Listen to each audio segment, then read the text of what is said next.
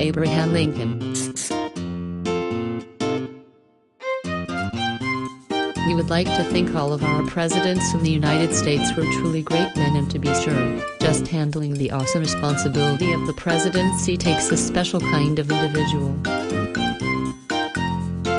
One of the unique and great things about the system of government in America is the concept of citizen leadership.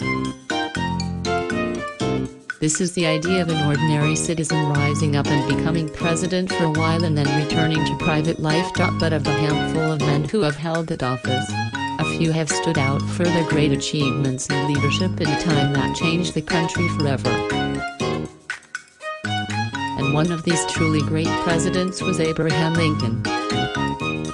This was a dispute that could have torn the country in half and starting a rupturing that could have resulted in dozens of small, weak, independent states instead of the powerful nation we know as America today. It was Lincoln's leadership, his commitment to values, and his strong moral fiber that made it possible for America to find its way through that war and then to begin the healing process that would eventually lead the nation back to unity once again.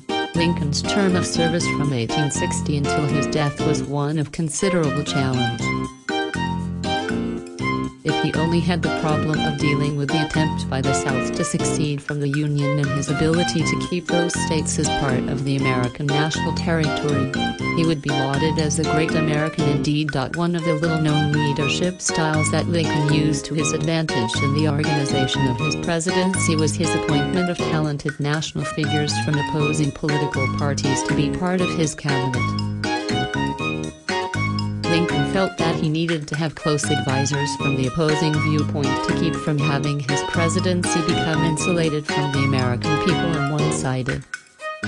When he was willing to put everything on the line to stop this barbaric social sin, Lincoln made a stand against the popular opinion of the time in many cases that he would be the figure to bring slavery to an end. It was not a stand that came without cost. The Civil War was one of the bloodiest and costliest in the nation's history, if for no other reason than all casualties on both sides were casualties of America. It would take many decades for the ravages of that horrible war to be repaired. The schism between North and South continued for decades and is still a part of our national personality in this country. But the end result was what Lincoln wanted to be his legacy.